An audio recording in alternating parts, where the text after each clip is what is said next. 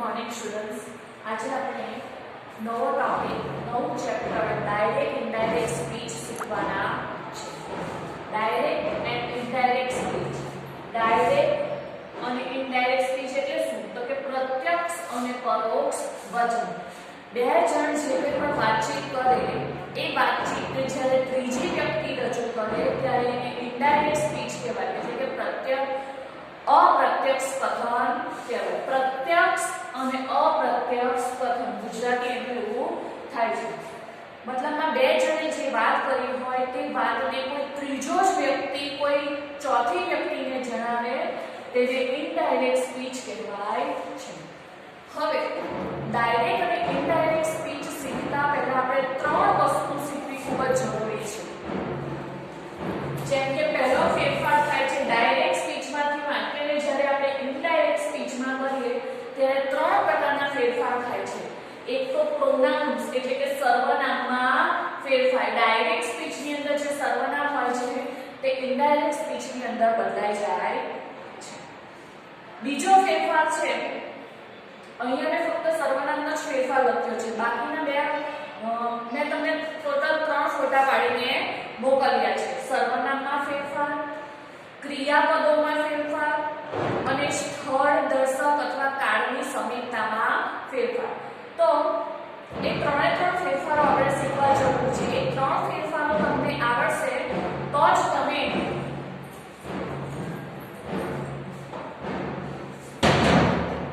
જો એ ત્રણ પ્રકારના તમને ફેરફાર આવડશે તો જ તમે ડાયરેક્ટ સ્પીચની અંદરથી ઇનડાયરેક્ટ સ્પીચમાં કન્વર્ટ કરી શકશો।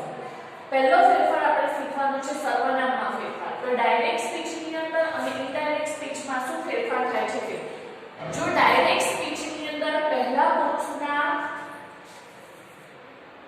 પુરુષના સર્વનામો આપ્યા હોય, જેમ કે આઈ, માય, મી, માઇન, માયસેલ્ફ, વી, અવર, અસ અને અવર્સ, આ પહેલા પુરુષના સર્વનામો છે। પહેલો પુરુષ એકવચન એટલે આઈ અને પહેલો પુરુષ બહુવચન એટલે વી।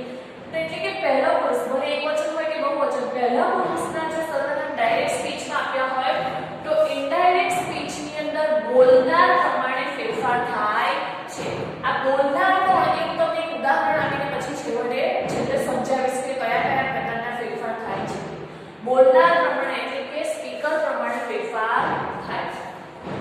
ચાલો, બીજા પુરુષના સર્વનામ આપ્યા હોય, બીજા પુરુષનું સર્વનામ એકવચનમાં પણ યુ થાય અને બહુવચનમાં પણ યુ, તો એના બીજા કર્મ વિભક્તિ અને સંબંધ વિભક્તિ જોઈએ યુ, યોર, યોર્સ, યોરસેલ્ફ અને યોરસેલ્ફ્સ બહુવચન। મતલબમાં બીજા પુરુષના જો સર્વનામ આપ્યા હોય તો સાંભળનાર પ્રમાણે ફેરફાર થશે। અને ત્રીજા પુરુષના સર્વનામ, હવે આપણને ખબર છે ત્રીજા પુરુષમાં શું શું આવે એકવચનમાં હી, સી અને ઇટ, અને બહુવચનની અંદર શું આવે ધે આવે।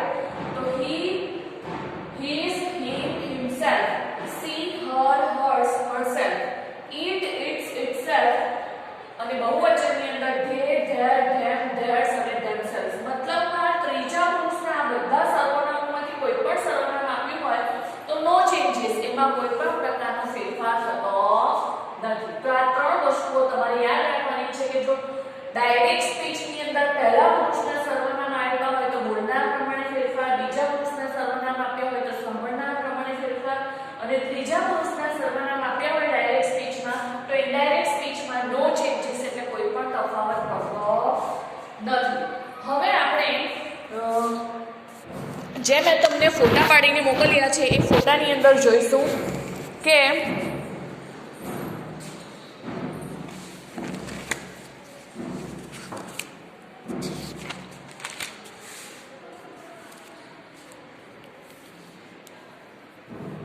ક્રિયાપદોમાં ફેરફાર।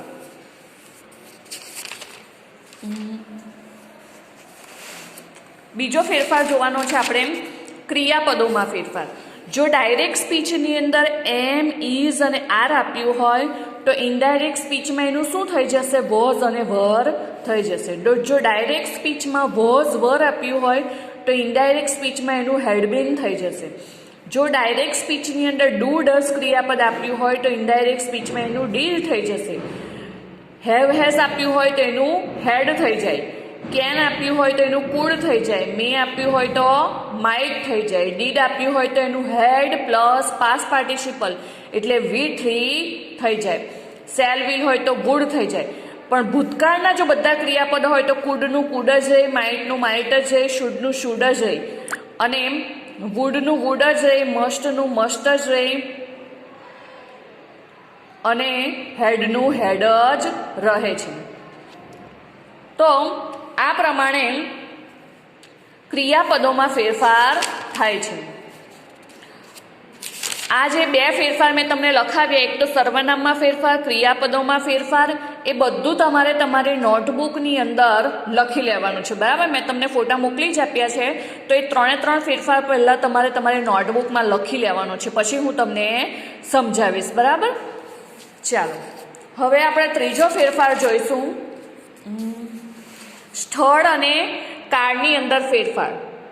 સ્થળ અને કાળની સમીપતાના જે શબ્દો હોય ને તેમાં ફેરફાર. ધારો કે ડાયરેક્ટ સ્પીચની અંદર ધીસ આપ્યું હોય તો ઇનડાયરેક્ટ સ્પીચમાં એનું શું થઈ જાય? ધેટ થઈ જાય. ડાયરેક્ટ સ્પીચમાં ધીઝ હોય તો એનું ધોઝ થઈ જાય. ટુડે આપ્યું હોય ડાયરેક્ટ સ્પીચમાં તો એનું ધેટ ડે થઈ જાય.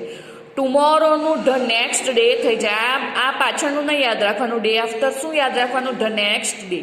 યસ્ટરડે આપ્યું હોય તો એનું શું થઈ જાય? The previous day. આ યાદ રાખવાનું છે તમારે, બીજું યાદ રાખવાનું નથી. જેમ કે ટુમોરો આપ્યું હોય તો એનું ધ નેક્સ્ટ ડે યાદ રાખવાનું છે, અને યસ્ટરડે આપ્યું હોય તો એનું પ્રીવિયસ ડે યાદ રાખવાનું છે. લાસ્ટ આપ્યું હોય તો એનું ધ પ્રીવિયસ થઈ જાય. અગો હોય તો એનું બિફોર થઈ જાય.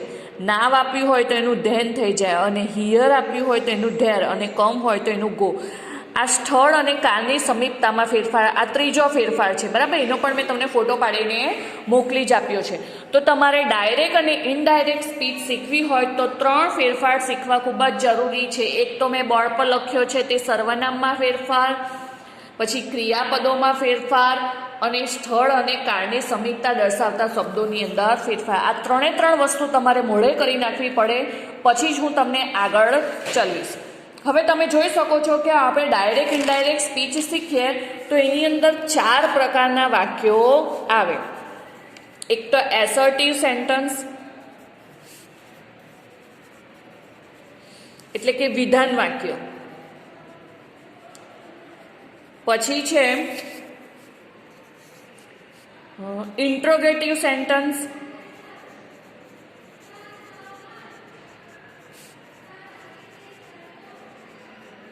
એટલે કે પ્રશ્નાર્થ વાક્ય,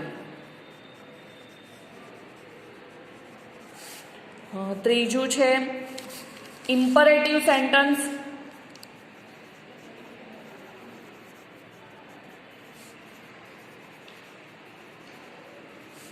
એટલે કે આજ્ઞાર્થ વાક્ય, અને ચોથું છે એક્સક્લેમેટરી સેન્ટન્સ. એક્સક્લેમેટરી સેન્ટન્સ એટલે કે ઉદ્ગાર વાક્ય. જુઓ, એમ તો 5 પ્રકારના વાક્ય આવે છે, પણ તમારે અત્યારે 4 જ પ્રકારના વાક્યો શીખવાના છે. આ ડાયરેક્ટ ઇનડાયરેક્ટ સ્પીચ એટલી ઇમ્પોર્ટન્ટ છે કે તમને 9માની અંદર, 10મામાં, 11મામાં, 12મા ધોરણમાં છે, કોલેજ લેવલ સુધી કામ લાગે એવી છે. એટલે જો અમારો જો પાયો કાચો હશે તો તમને કશું જ આવડશે નહીં. તો આ 4 પ્રકારના વાક્યો આપણે શીખવાના છે. પણ એ વાક્યો શીખતા પહેલાં આપણે બીજી બધી વસ્તુઓ જે છે એ પણ શીખવી જરૂરી છે. પહેલું આપણે જોઈશું એસર્ટિવ સેન્ટન્સ એટલે કે વિધાન વાક્ય જોઈશું. તમે તમારી નોટબુકમાં ટાઇટલ મારી દેજો આ પ્રમાણે કે મેં 3 ફેરફાર જે લખાવ્યા એ લખી લેવાના છે. 3 પ્રકારના ફેરફાર, પછી તમારે 4 તમારે લખવાનું છે કે વાક્યોના 4 પ્રકાર છે એવું લખવાનું છે. તેમાં આ 4 પ્રકાર લખી લેવાના, બાજુમાં એનું ગુજરાતી લખી લેવાનું. તેમાં આપણે સૌથી પહેલો પ્રકાર કયો શીખવાના છે? તો કે એસર્ટિવ સેન્ટન્સ. કયો શીખવાના છે? Assertive sentence. તો એસર્ટિવ સેન્ટન્સ શીખવાના છે, તો તેમાં આપણે પહેલાં એસર્ટિવ સેન્ટન્સ વિશે શીખીશું. એસર્ટિવ સેન્ટન્સ એટલે શું? વિધાન વાક્ય. હવે વિધાન વાક્યને આપણે ઇનડાયરેક્ટમાં ફેરવતી વખતે શું ફેરફાર કરવા પડે તે આપણે શીખવાનું છે. પણ એ પણ ખ્યાલ રાખવાનું છે કે તમારે આ 4 પ્રકારના વાક્યો જે છે એ ફક્ત 3 જ કાળમાં બદલતા શીખવાનું છે, સાદો વર્તમાનકાળ, સાદો ભૂતકાળ અને સાદો ભવિષ્યકાળ. તો વિધાન વાક્યને જ્યારે તમે ડાયરેક્ટ સ્પીચની અંદરથી ઇનડાયરેક્ટ સ્પીચમાં ફેરવો ત્યારે પહેલું તો તમારે રિપોર્ટિંગ વર્બ બદલવું પડે છે. હવે હું તમને થોડું બોર્ડ ઉપર સમજાવી દઉં, પછી આ વિડીયો તમને આનામાં કન્ટિન્યુ સમજાવીશ.